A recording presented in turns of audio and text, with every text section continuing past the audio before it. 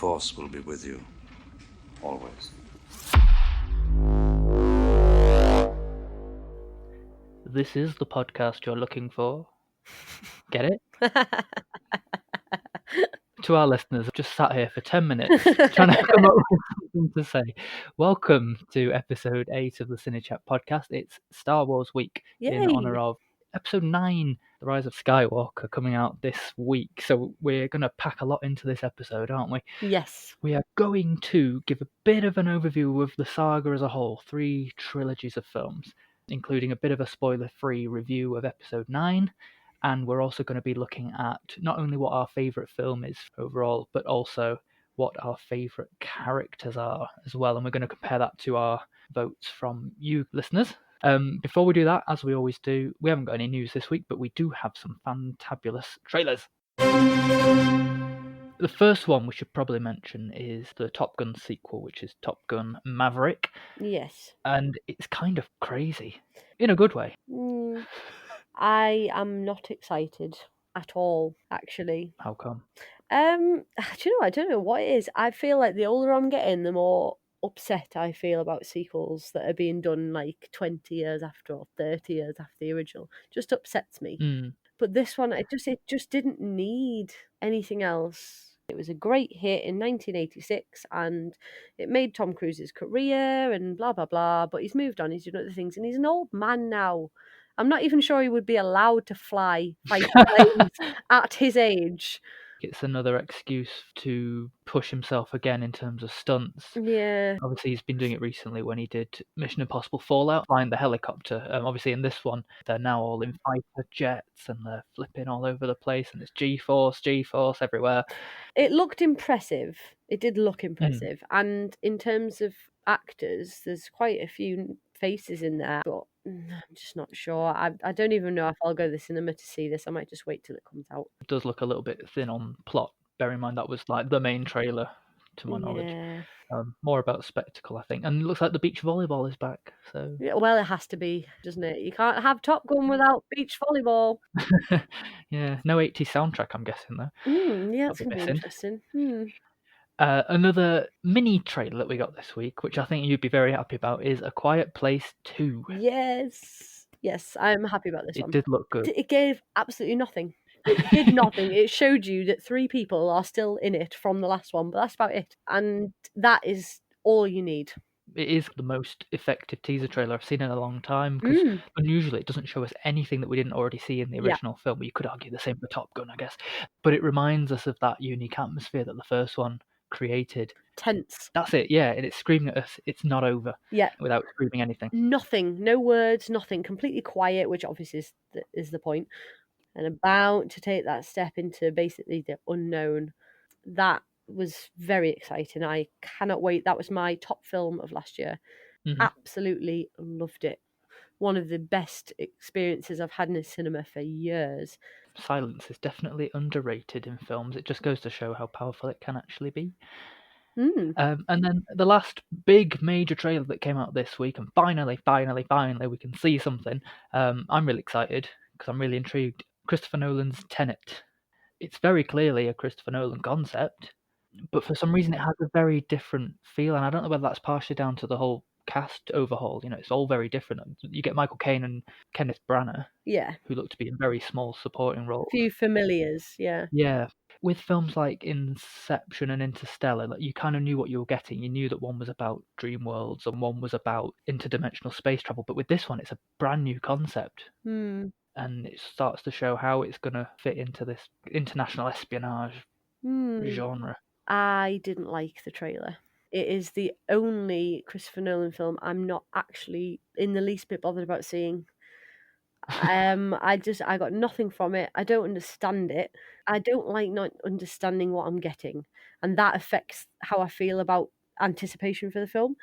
And I don't know. I just don't like John David Washington very much, and I'm not a big espionage fan. I think it could be a bit like a Bond film, but with time travel. Actually, we say time travel, it's not really. It's more like time bending. Yeah. Being able to manipulate time in order to see how things happen or to rewind events, and I like that. Well, it remains to be seen. I will stay skeptical for now, but we'll see.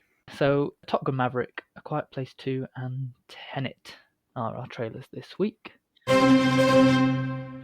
So, Matt, my first question to you is, how do you feel about Star Wars as a whole? I like it. I don't know. I was not as into them as maybe I could have been at a younger age. I've managed to jump on the bandwagon now. Good. You make your own connection with it, don't you? Yeah. Over time.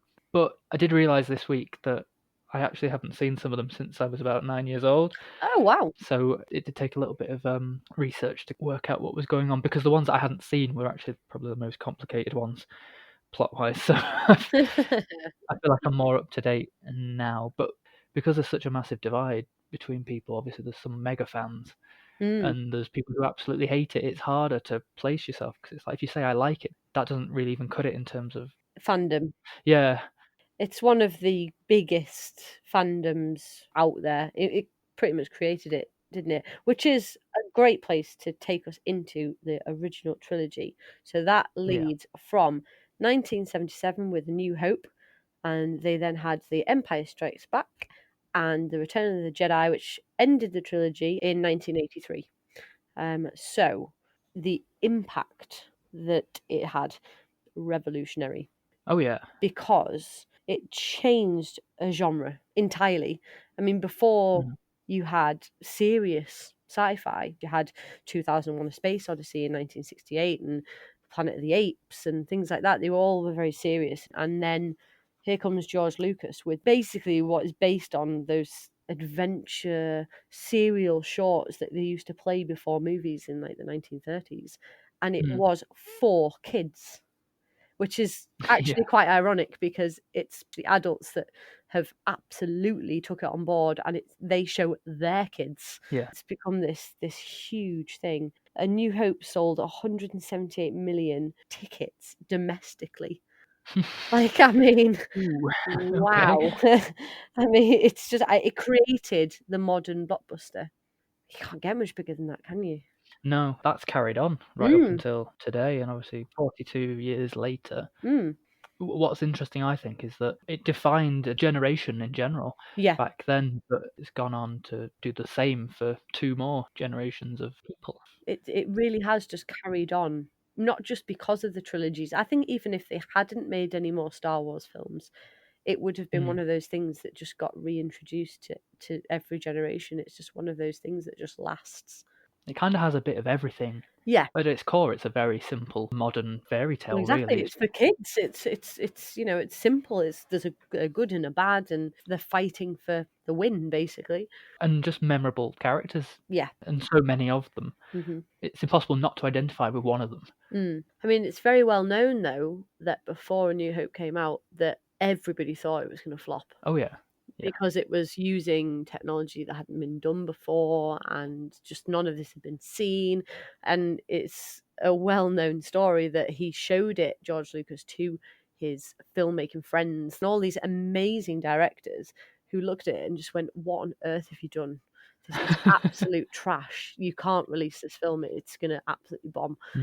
Apart from Steven Spielberg, who said this is going to change the face of cinema. And he was absolutely right, and he took points in it, and he's still earning money on it today. Very smart man.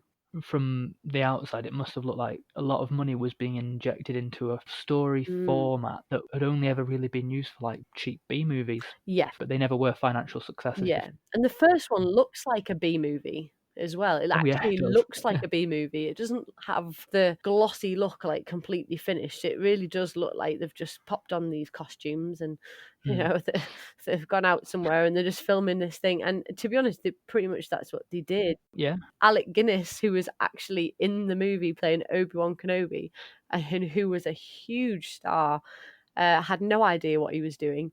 And was only doing it because he got paid a lot of money and I think he just thought, what on earth am I doing making this crap?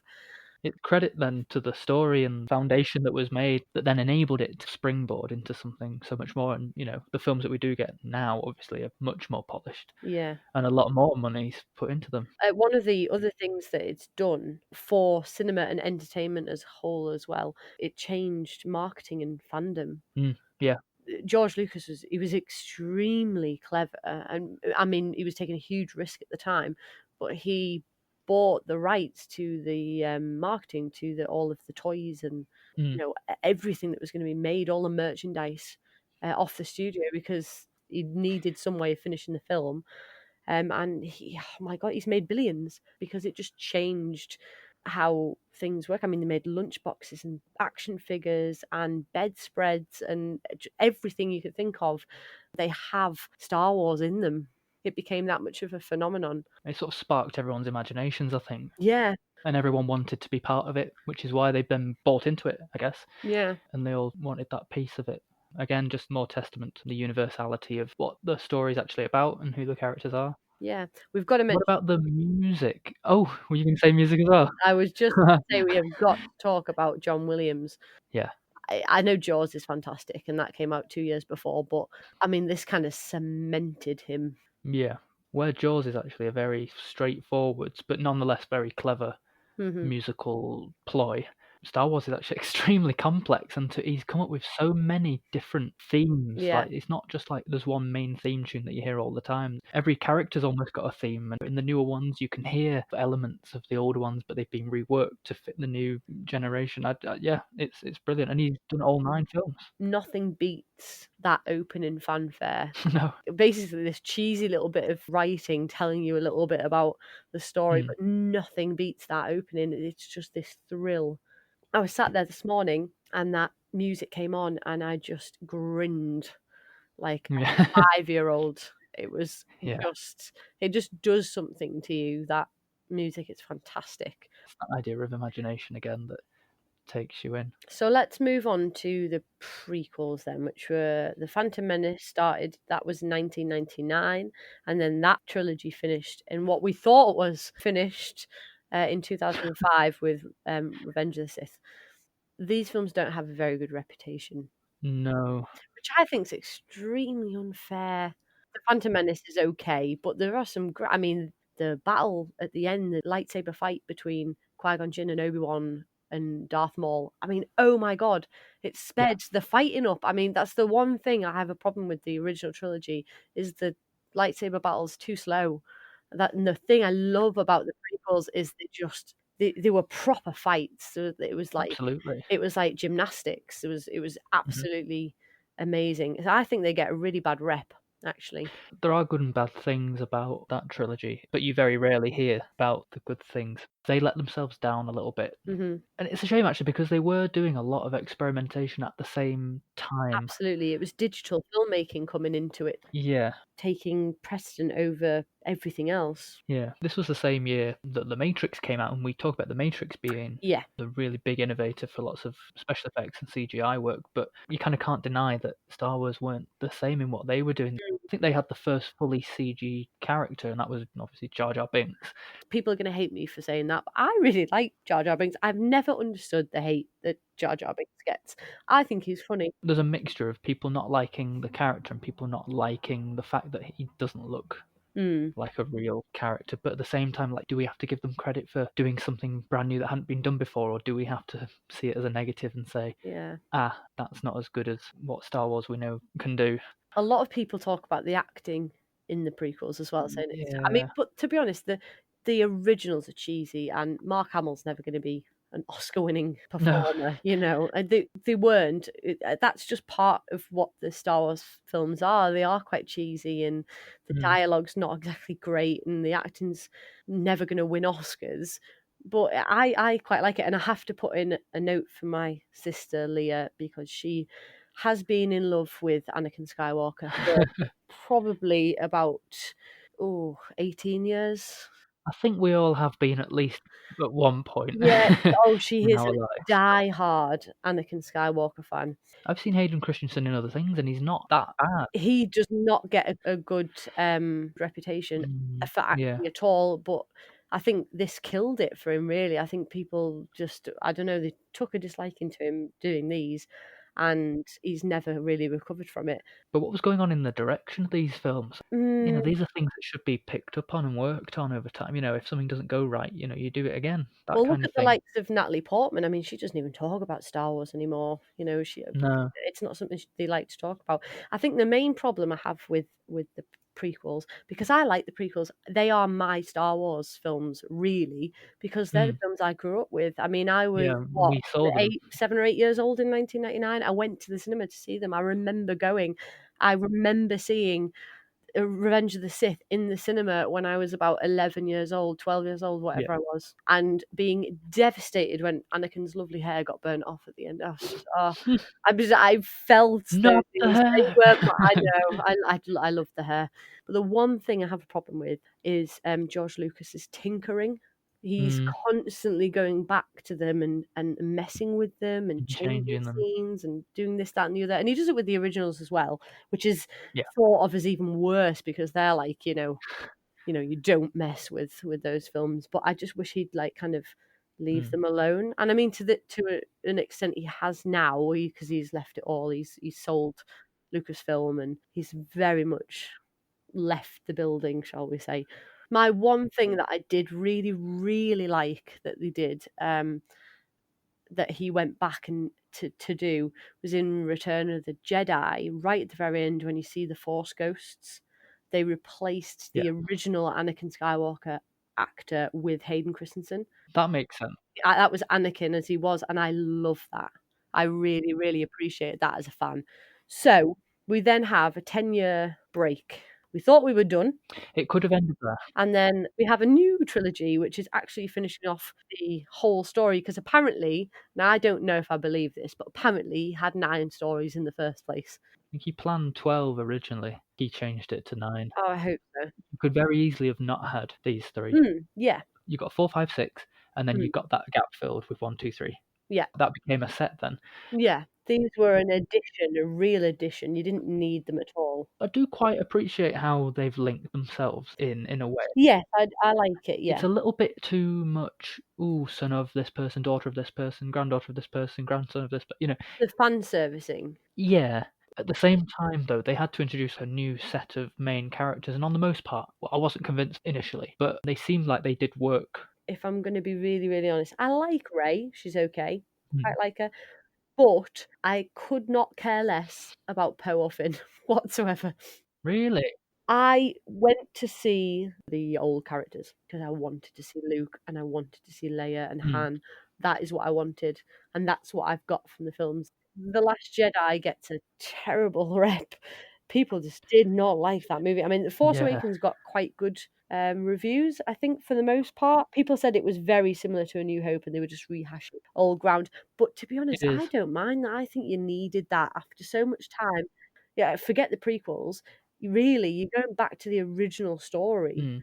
That really worked for me. So I really enjoyed Force Awakens. But The Last Jedi, God, people just did not take that whatsoever. Yeah. When I saw it in the cinema, I came out and I was kind of like... Yeah. I enjoyed it when I saw it. I haven't seen it since, though. I watched it again this week and I really struggled to get through it. It just felt so off-topic. The whole film, essentially, is... They're all on the ship and they're trying to get away from the First Order who are kind of tracking them and they can't get away and they're running out of fuel. But the only other bit I remember, yeah, apart from that, is the weird casino bit with Finn and going to this random place, which I didn't like. I thought that could have been completely cut. It feels like it takes up the most part of the film. Yeah, but I did love what they did with Luke, especially towards the end, and him with Kylo Ren, and I love that. I thought that interaction and what they did with him at the end, and I really, really thought that worked. I know a lot of people didn't like it, but I really liked that.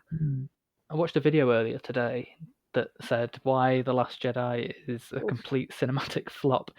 And I do recommend watching it because they do pick up on a lot of interesting things. And the main recurring element that a lot of people didn't enjoy was that they were setting a lot of things up and then going, whoop, only joking, and there'd be a twist. They just twisted everything. Yeah. But I really want to move into our review of episode 9. Yeah. Oh, I honestly, the feels. You got a lot of feels. Yeah. Oh my God, yes. I'll be honest. It's never going to be in my top Star Wars films because I didn't think the first half was very good. It was just very meh.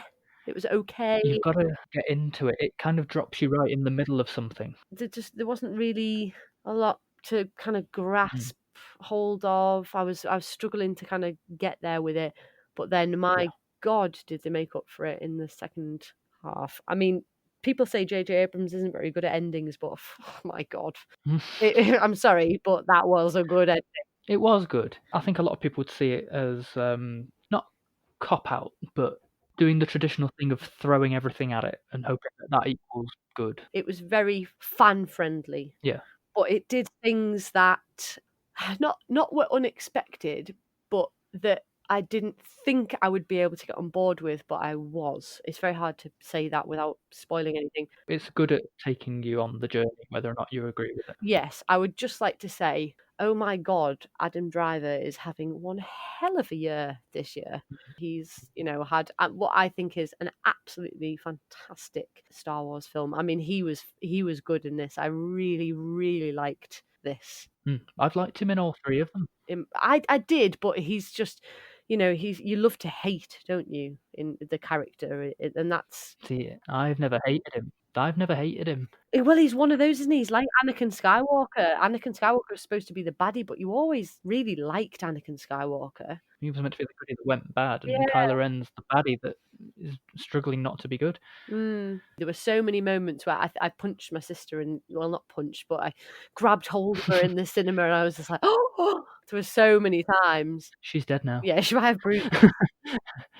We are going again on Boxing Day, though, because we want to see it again. So I hope that I'm going to feel the same way about it with time. Yeah. Oscar Isaac, who played Poe Dameron, actually had a good thing to say. He said it's like an epic galactic chess match that's been going on since way back when, and now it's finally starting to make sense. I kind of like that because there's parts of the film that reach back a lot further than you're expecting it to. It doesn't just branch back to the last two films, but it branches back to both former trilogies as well. A couple of extra things that I liked. Obviously, Carrie Fisher died before this film, and previously we've seen her being recreated and always a bit questionable. Yeah, whereas in this one they used archive footage from bits that they didn't use from the last films. I don't know how they repurposed it so well, but it was seamless. You wouldn't have known. It makes me wonder what they were going to film in the first ones. Really, I wondered what these scenes had come from. Really, it did work for me. It's never enough of her, though, is it? It's never enough. It sounds like they planned for each of the films in this trilogy to focus on one of the original characters. So Han Solo got a lot of Episode 7. Luke got a lot of Episode 8, and then sadly she didn't get round to it. I wonder what it would have been like if she hadn't, like how they would have gone. I don't think it would have been much different, though, to be honest. No, they managed to still get her in. I don't think a lot of it would have changed. So I think it's probably a good time to announce what the people's favourite Star Wars film is. Yeah, that's right. What did they say? Because I don't know. No, you don't know. There is a clear winner. In joint fourth place, 3 films. We've got 1 vote for Rogue One, 1 vote for The Rise of Skywalker, the new one, and 1 vote for The Phantom Menace. So 3 completely different choices there. In joint third place, we have Episode 3, Revenge of the Sith, and for the option that was I don't know / none of them. Right, okay. You can take that however you want. Obviously, I know my mum's one of them, and I know that I was the other one. So I know where they came from. Then second place, Episode 4, A New Hope, and Episode 8, The Last Jedi, which I was very surprised about. Really? Wow. Yeah. Okay. A joint second place. It's mad, isn't it? A lot of people like the 8th one because it was subverting every expectation, but at the same time, that's not always a good thing. I'm going to have to rewatch it now. I think you should, and then realise why that's not accurate. Yeah.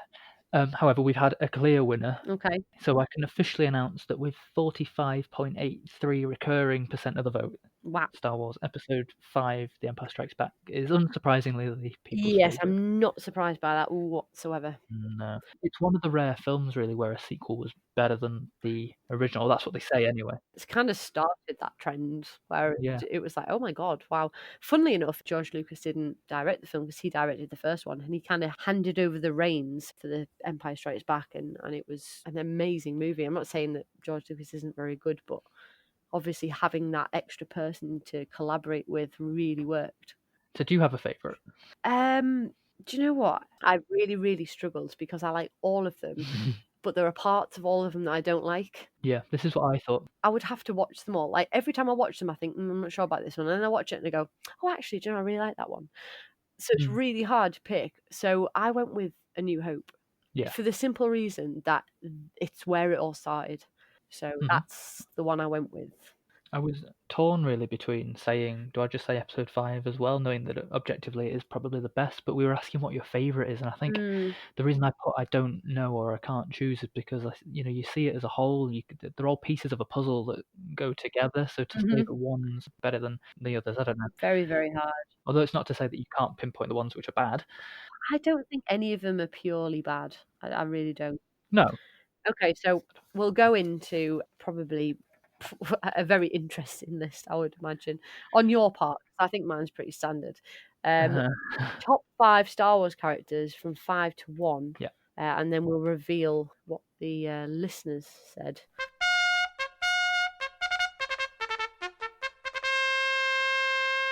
So, Matt, Yes. who is number 5 on your list?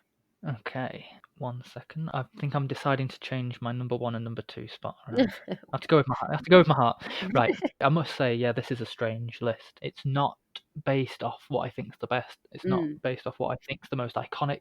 It's based on what I enjoy watching the most. My number 5 is Poe Dameron. Wow. He was an instant fan favourite from the beginning of The Force Awakens. Maybe not for you. No, not for me. Originally, apparently, he was intended to be killed off in the first 20 minutes of that film, which I think speaks volumes as to his popularity and his potential. He's not too dissimilar from the appeal that people got from Han Solo, I think. He's this sort of handsome, confident, rebellious. Sometimes he doesn't make the best decisions. However, he is framed by this legendary status of being the best pilot in the Resistance, and he doesn't half live up to that. We talked about this new set of main characters, unlike Daisy Ridley and John Boyega, who were relatively unknown. Oscar Isaac kind of already had a bit of a career going for him. Yes. He had Ex Machina and Inside Llewyn Davis as well. So I think he brought a bit of star quality to that as well. Yeah. I just find him really fun to watch, very charismatic. I do not have a number 5 because I was like, oh my God, but who'd you choose out of what's left? Well, who were the two that you were struggling between? Oh, I'm very, very torn between picking Chewie or probably Luke, maybe. Right. You can abstain from a 5th choice, I suppose. No, I'll make it Chewie. I just like Chewie on screen. When Chewie's on screen, I just really like it. So yeah, I'm gonna go with Chewie. Sorry, Luke. Okay. Didn't quite make the cut. Sorry, Luke. He's a bit of a drip in the first ones, isn't he? He is. Yeah. So yeah, I'm going with Chewie. Okay, no worries. Okay, my number 4 then used to be my number 1. I brought it down a couple of layers after layers. And the only reason I had him initially as my number 1 is because I'd always said that he was my favourite character. But looking back and on reflection, there's not a lot of evidence really to why that should be the case. So Darth Maul was my number 4 now. Oh, wow, okay. I absolutely love Darth Maul. He's pretty badass. Well, he is, yeah. And he's interesting because he has minimal dialogue. He was barely in it. No, at all. And he was cemented as like a legendary character in an otherwise badly received film.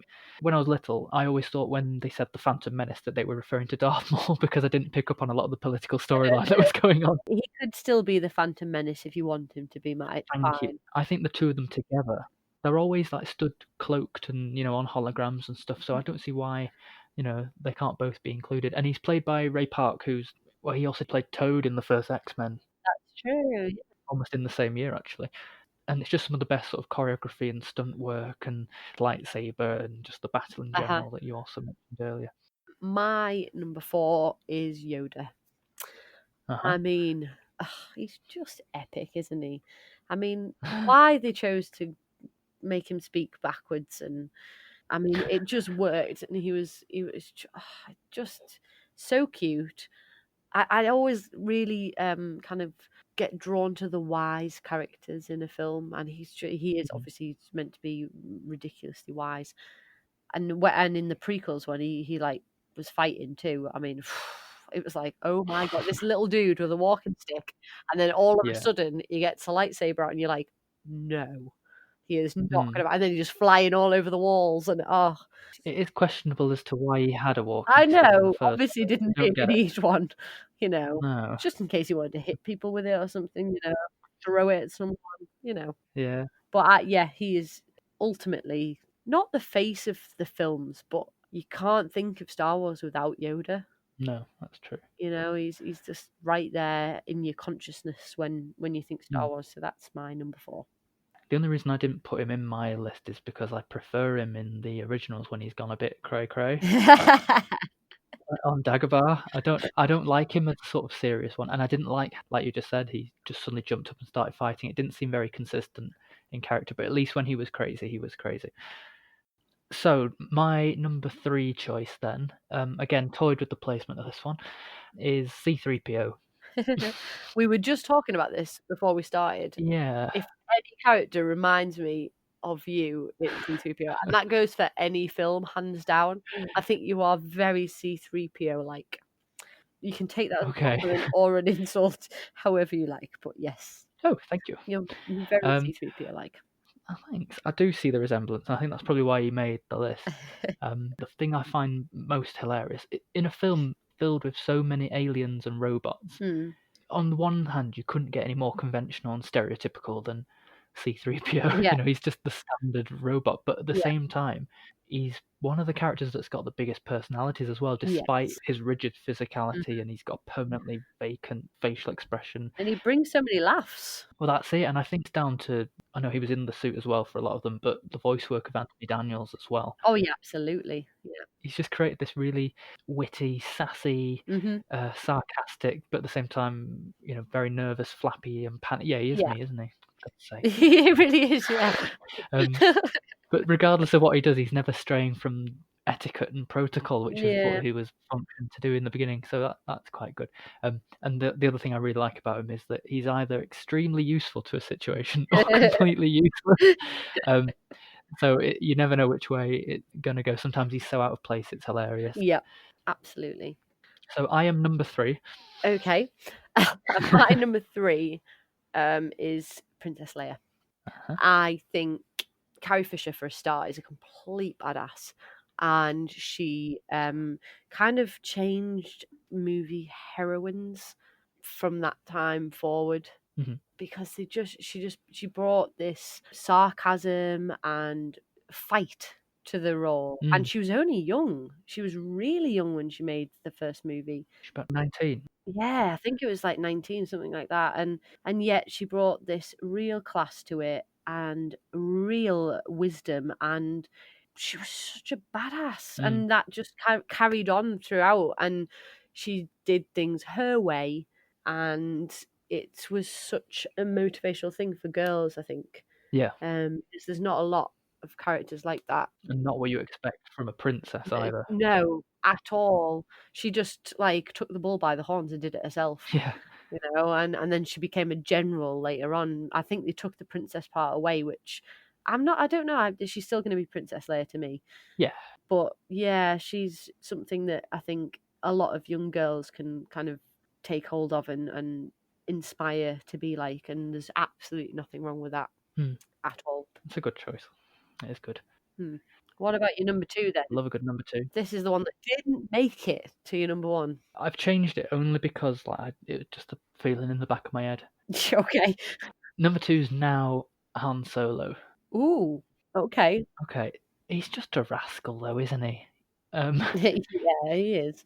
Again, if I wasn't so similar to C-3PO, I think I'd have elements of Han Solo. He's quite, cynical, wisecracking, not necessarily as goody two-shoes as, say, some other people are. The Jedis are all very... play by the rules, almost. Yeah, whereas Han Solo was a law unto himself, really. I'll just do what I want to do. Yeah, and without losing any of that, ultimately, the films are like a redemption tale for him. Yeah. So he's like a space pirate, and then he becomes a rebel hero. It's an access point for us as humans. Yeah, and I love his relationship with Chewie. Oh, yeah. It's fantastic. Yeah, you just want to have a bromance with it. Yeah, it just works so well. I don't think Harrison Ford thought it was any good either when he was making it. But that's good, really, because that played in. Yeah, it's worked. It's worked for the character as well. I don't think Star Wars would have been half as popular as it has been if it wasn't for him. He didn't make my list, Han Solo, unfortunately. Really? I've never really been a big Han Solo fan, really. Okay. Maybe it is the rebellion thing. Not really bothered. And like I say, You don't like bad people. the prequels were more my thing. So my number 2 is Anakin Skywalker. Really? Not as a kid, because he's just annoying as a kid. I liked Hayden Christensen. Probably because I had a big crush on Hayden Christensen at the time. It's valid. Yeah, I loved Anakin as a character and the battle that he went through, but he loved Padme so much, and that is what he was doing it all for in the first place. He just went down the wrong path. He didn't quite have the willpower to get himself out. I liked the story. I loved where it was going, and I was so heartbroken because you know where it's going, and obviously you've seen you know he's going to be Darth Vader, but you just wish anyway that it doesn't happen and he's okay, and you know, a lot of it's to do with the time I grew up in, and them being the Star Wars movies that I saw as a child. So yeah, I think that's why a lot of the reason why he in my heart he makes my number 2 spot. It seems like only your family seem to like I know, yeah, we are really, really going for Anakin Skywalker. We're on the bandwagon. I can see what you mean, but I can't forgive the badness that surrounds him and them and that performance. So, I don't think it's bad. But he's nice to look at, so I don't see it as that bad. Who am I to say anything? Okay, then. Well, I don't know what your number one's going to be then. Okay, so my new number one, and the only reason really I didn't want to put this first is because I just thought I don't want to be that one that gets criticised. But I thought, this is about favourite, so I'm gonna bloody well do it. Okay, my number one, I've put Kylo Ren. Okay. Now, he's one of the more interesting characters because he's got the strongest internal conflict. So many of the characters are traditionally either very good or very bad. There's that binary, but with Kylo Ren, that line's much more ambiguous.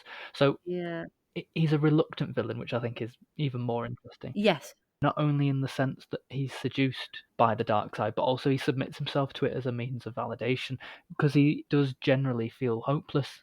And a bit betrayed as well. We learn that his uncle, who's meant to be his teacher, who's Luke, goes to to kill him, and he doesn't understand why. So he then convinces himself that his meaning in life is to turn on everything that he knows, kill the past, don't look back, because he's trying to fill this hole inside of him, and he just thinks, I must become as powerful as Darth Vader because that's the only way I'm going to make something of myself. Yeah. But regardless of all this and all of his temper tantrums and his violence, I like the temper tantrums. Me too. Yeah, I like it. Very entertaining.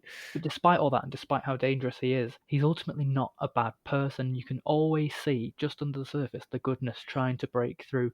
Compare Kylo Ren with his mask on to with it off. And ultimately, and you said it earlier, it's brilliantly multifaceted performance from Adam Driver. Yes. Who I think is an absolute highlight in these 3 films. Oh yeah, the ninth one especially. Yeah, he really does bring it to that movie. Yeah, and to simultaneously deliver the dark and the light side of a character, I just think is really impressive. And his caliber of acting was a lot higher than a lot of other people who are in these films. So I'm going to commit to it and say I think Kylo Ren is my favourite. I don't think you'll be the only one after people have seen this film. I think there'll be a few others there. My number one is, if you know me at all, is very predictable. It's Obi-Wan Kenobi. Oh yeah. Because I grew up with those films, and it's not Alec Guinness's Obi-Wan Kenobi, it is Ewan McGregor's Obi-Wan Kenobi. He just did it for me in those prequel films. Like I'm drawn to wise characters, I'm very predictable. I don't like the bad characters, and I really, really like the good ones. Yeah. And Obi-Wan is a good guy through and through. And I just love that. He was the moral compass, and I was always really drawn to that, and I was always rooting for him.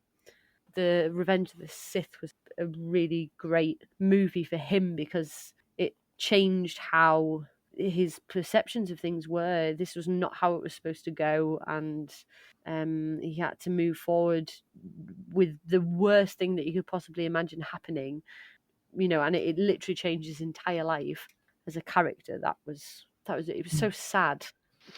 Yeah, when you put it that way. That bit where he's on that lava mountain thing and he's like, "You were my brother, Anakin." Oh my god, killed me. Killed me. That bit is good.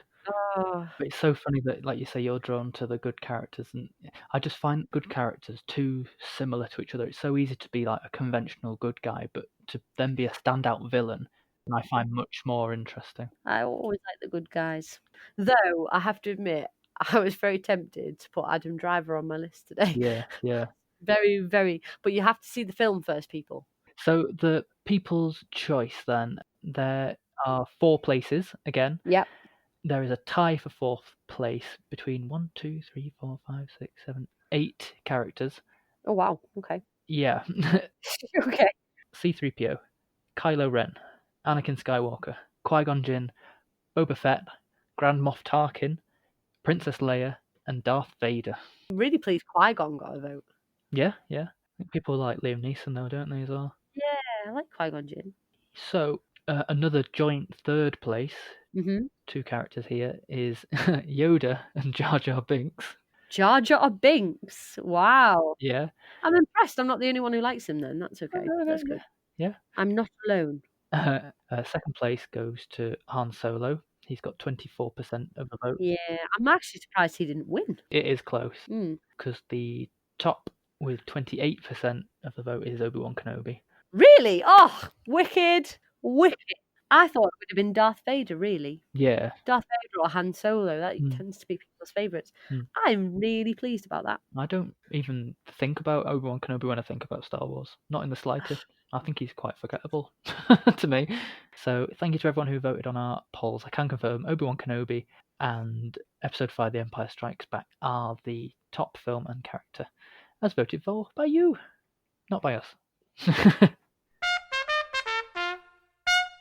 Okay, so Matt, what is your recommended film this week? Ooh, okay. I tried to pick something that was somewhat related, so I picked a film that has aliens in it. Okay. I've picked District 9, which came out in 2009, which is by Neil Blomkamp, who is a South African director, I believe. I haven't seen this. Really? Right, this is good then. This is good.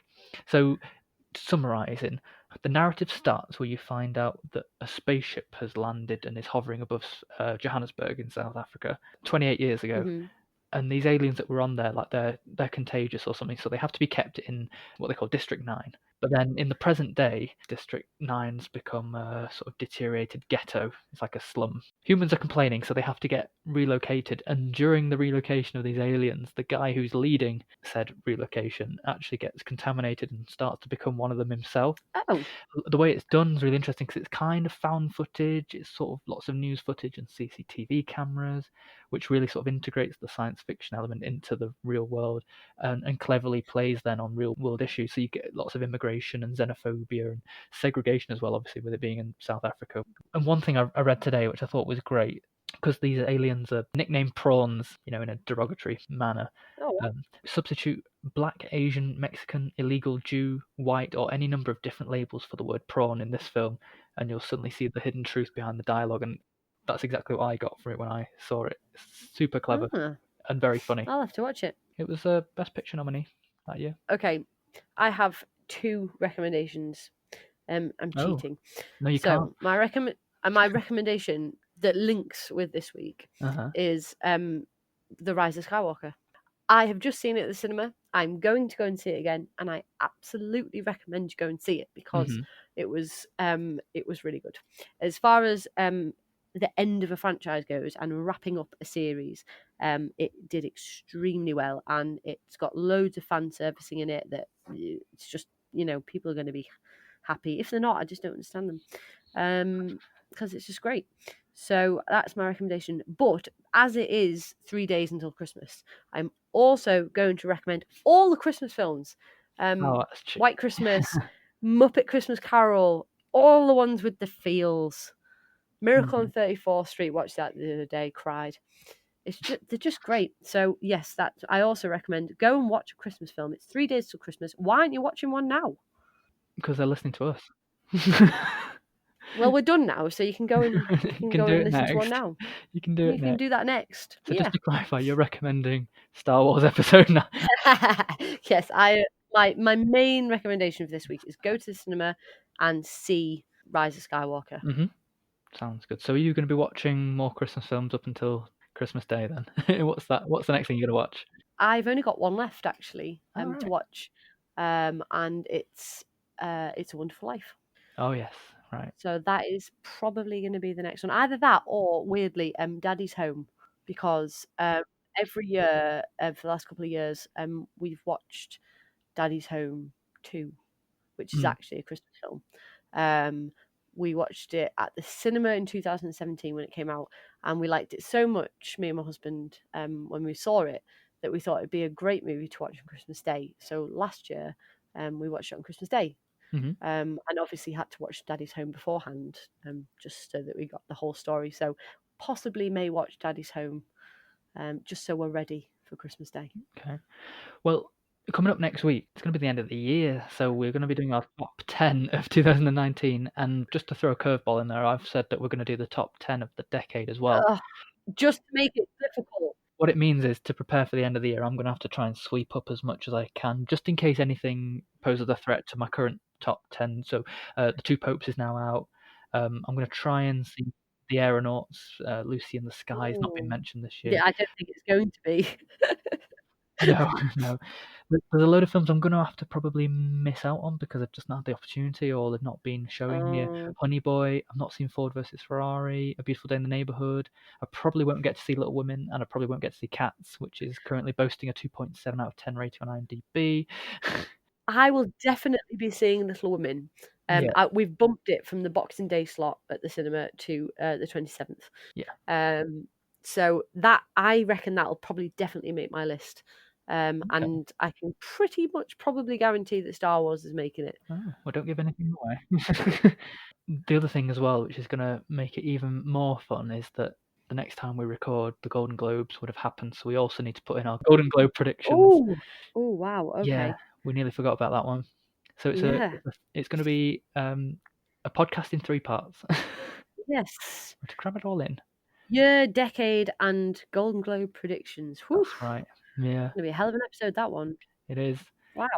But in the meantime, where can you find us? We're on Facebook and YouTube, CineChat Podcast, Instagram at CineChat_official. We're on Twitter at CineChatPod. And you can find us on Spotify, iTunes, or Spreaker. Or you can email us at cinechatofficial@gmail.com. Nailed it. Nailed it. Yes. Wonderful. The next time you'll hear us will be New Year's Eve, scary as that may be. But in the meantime, may the force be with you. It's goodbye from me. And it's goodbye for me. Have a lovely Christmas. Merry Christmas.